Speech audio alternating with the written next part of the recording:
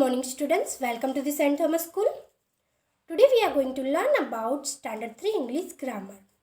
As we know that we have finished our first semester examination. Hope you have done well. Okay, so from today we are going to start our second semester. Lesson number 5, verbs, page number 16. Let's start. Verbs are words that show action. They tell us what people, animals and things are, what they have and what they do, think, say or feel. You know students, every sentences have verbs. Verbs are also called doing words. A verb is an action word which tells us what person, animal or things does, what they are, what they think, what they have, what they say, what they feel. Okay, let's see some examples. Fana's mother is a teacher. What the doer is. In this sentence, verb tells us that what the doer is. Who is the doer in this sentence? Fana's mother. And verb tells us that Fana's mother is a teacher. So in this sentence, is a verb. My father has a white car. What the doer has.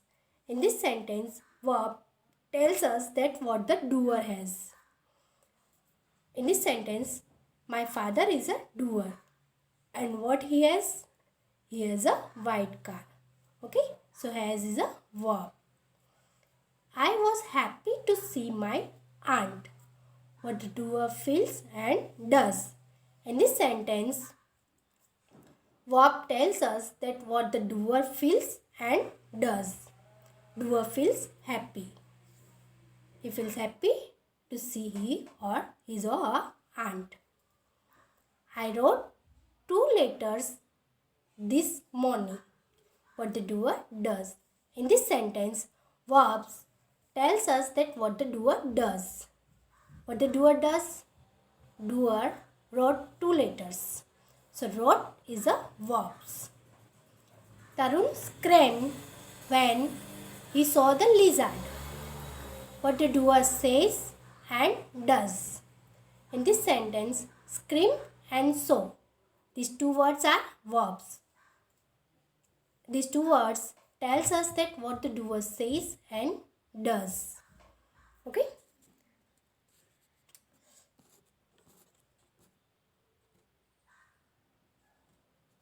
Let's see the exercise.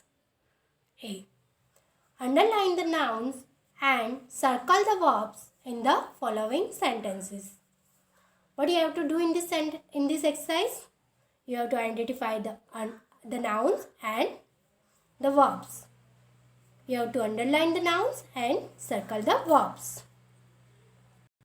We have already learned that what is noun, right?